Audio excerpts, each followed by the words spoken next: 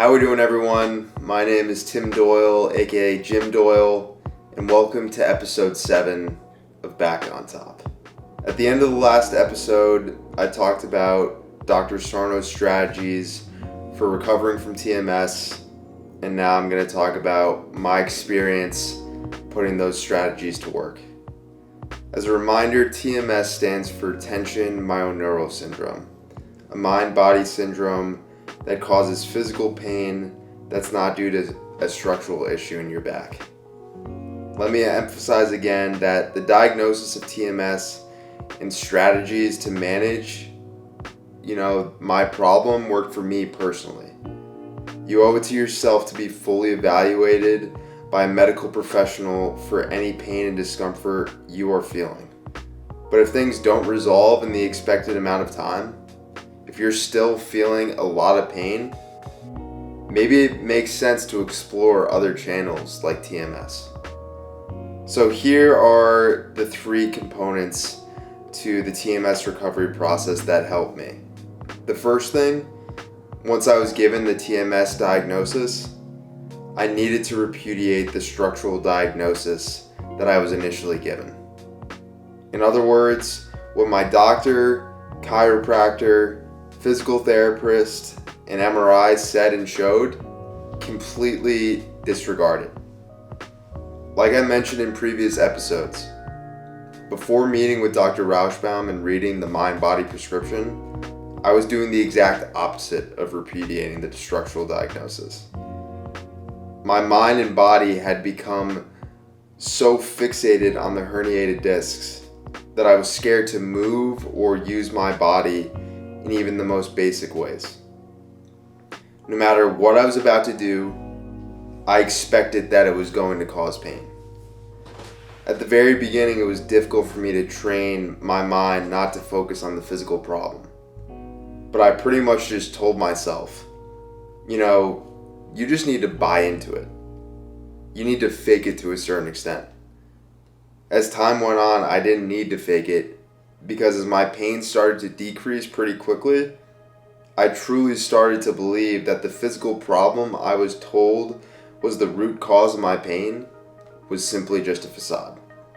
The second thing that Sarno emphasizes is that I needed to accept the psychological nature of the pain that I was feeling. This goes hand in hand with repudiating the structural diagnosis. And I'll say that focusing on my mind and the psychological component of the pain, rather than the physical, is how I successfully repudiated the structural diagnosis. In other words, you don't just disregard the physical by just hammering into your mind that this isn't a physical problem. You disregard the physical by completely focusing all your attention and energy on your mind and not your body. So you're probably wondering then, well, how do you actually do this? How do you focus on the mental components of TMS and the pain you're feeling? Dr. Sarno describes this as talking to your brain. This was so beneficial for me, not just from a TMS standpoint, but honestly just from an overall wellness perspective. I like to think of talking to your brain as having one-on-one meditation and therapy sessions with yourself. Take 15 minutes in a quiet space and basically just have a conversation with yourself and let your mind do the work. And what I would do was I would get up in the morning, I would take a shower, have breakfast, and then after that I'd go back into my room, close the door, lie in my bed in complete silence, and just have these conversations with myself. I would think about what's going on in your life. What's stressing you out? What has stressed you out in the past? What are you stressed about for the future? The goal is to become aware of the thoughts in your unconscious mind. And now you might ask yourself, well, how do I know if I'm bringing thoughts from my unconscious mind into my conscious mind? In my opinion, there's really no way to know completely. It's kind of difficult. But I will say though, there were some conversations or moments where I did have some pretty deep realizations and light bulb moments about myself, which was a pretty cool feeling. And I like to think of those moments as the times where, wow, I really am opening up my unconscious mind and becoming conscious of it. It can definitely be difficult or confusing to have these internal talking sessions, but it's important to keep your mind completely relaxed and open. You can't force it. The thing that helped me the most by far in making sure that these internal conversations were working was by taking a third person mindset. Basically, who is this person? Who is Tim Doyle? What makes him tick? What's the good stuff? What's the bad stuff? What's the ugly stuff? And when I opened myself up to this approach and sort of allowed myself to just be vulnerable with myself, it was a game changer. Be completely open and transparent with yourself. Find out who you truly are, and these conversations will definitely work. And I think an important thing that needs to really be emphasized about this part of the process is that you're not trying to change the way you think or your psychological makeup. That would be impossible to do in this stage of your life. You're simply just trying to become more aware of the way that you think and how your mind works and what your psychological makeup is. These internal talks that I had were probably one of my best takeaways from this entire journey. I had such deep realizations about myself and my life. I've become so in tune with my body and my mind, and this is a direct correlation to these talks. For this alone, I'm grateful that I went through all that pain, because if I didn't, I would have never benefited from this entire process. The deeper I started to look inside myself, the less the external factors of the situation controlled me. The pain completely buried me in the short term, but it also completely set me free in the long term. And I'm grateful because I became so much more in touch with myself as a person in all aspects of my life. The last major component that Dr. Sarno emphasizes is that I needed to return to my normal life and normal activities as soon as I possibly could. This can be definitely the scariest and most challenging part of the process, but it's got to be done. I needed to show my mind that I had a healthy, active, fully capable body.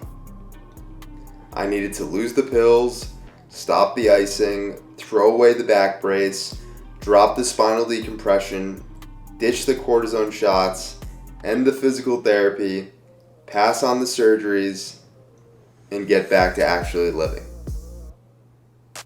I remember the Friday right after I finished the book. I was getting ready to drive up to school for the weekend.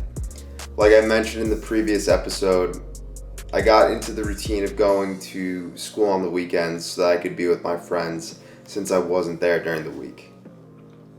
Before I left my house, my mom and sister asked me, "So you're gonna stay up there for good then?" And I remember I said so quickly and matter-of-factly, "Oh no, I'll be back on Sunday like usual." Sunday morning rolled around when I was up at school, and I texted my parents to tell them that I wasn't coming home. I realized that no part of me wanted to go back home. Plus, if I wanted to stay true to what Dr. Sarno's tips were telling me, I had to stay at school so that I could get back to my normal life. Just to recap, I had just spent the last 4.5 months at home. But now it was time to be back at college full time for the final months of my senior year. I realized that the reason why I initially told my family that I was coming back home at the end of the weekend was because my body and mind had become so accustomed to that new routine of driving up and down from school at the start and end of the weekend. The doctor's visits, PT, and spinal decompression were literally tying me down. But that was all over now. I was done with that. There wasn't anything holding me back from being at school full time now.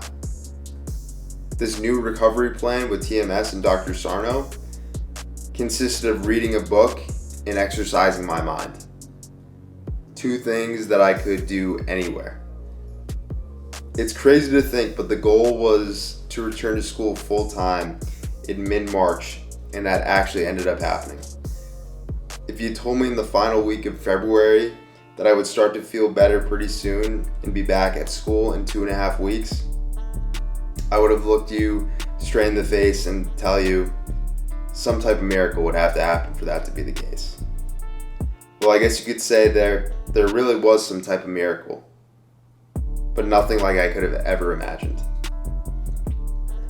The next undertaking, the thing that would help me return to my normal life the most, getting back into the gym. It was finally time to return to working out. This was the most crucial part of the process. There were a lot of unknowns going into that first workout. How much pain would I feel? How reluctant would my mind and body be? How difficult would it be to get back into the rhythm of lifting weights on a regular basis?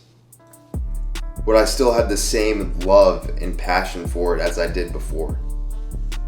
Like I said earlier, returning to physical activities can be the scariest and most challenging part of the process. Part of me was really nervous to get back into working out, but there was an even bigger part of me that was so confident and so positive that I'd be completely fine. And you're probably wondering, why is that the case? At the very beginning of the first episode, I mentioned that when the pain got really, really bad, for some reason I wouldn't feel pain when I worked out. I didn't understand why. I would feel excruciating pain in the morning, go work out in the afternoon and feel no pain. And then as soon as I was done lifting weights and got back into the car to go home, the pain would return right away. I never understood why that was the case or how that was even possible.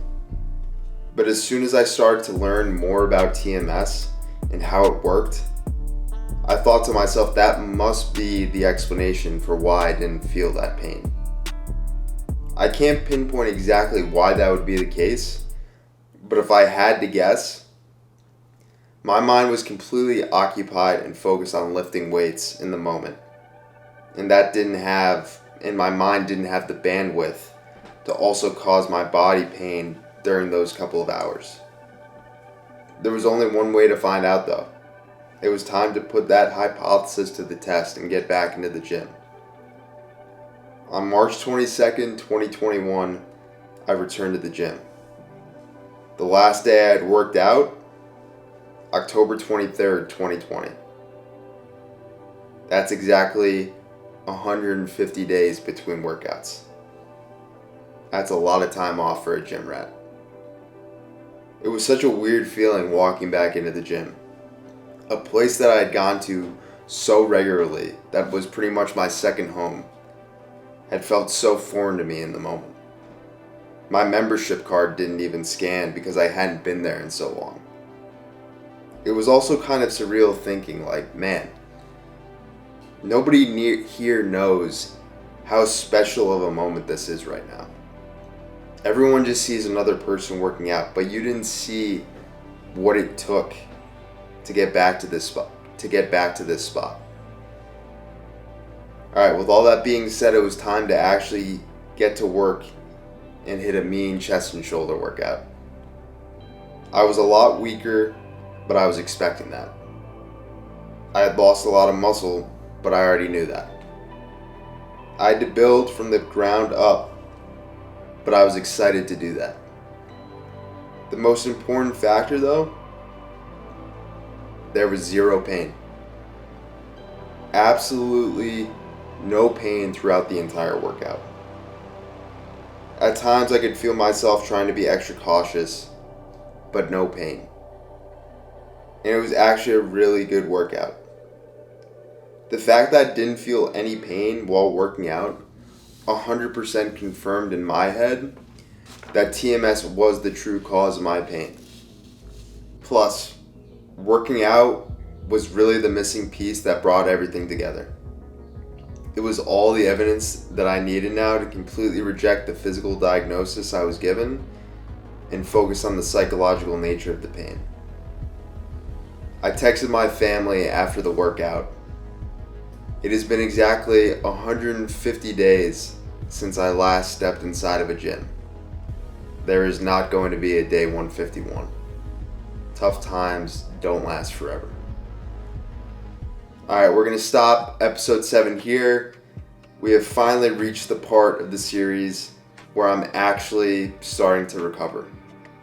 After months and months and months of pain and stress and feeling like I would never recover, going through so many different types of therapy that didn't work, I'm finally at the part where things are getting back to normal. It was such an incredible feeling getting back into the gym and starting to feel like my normal self again.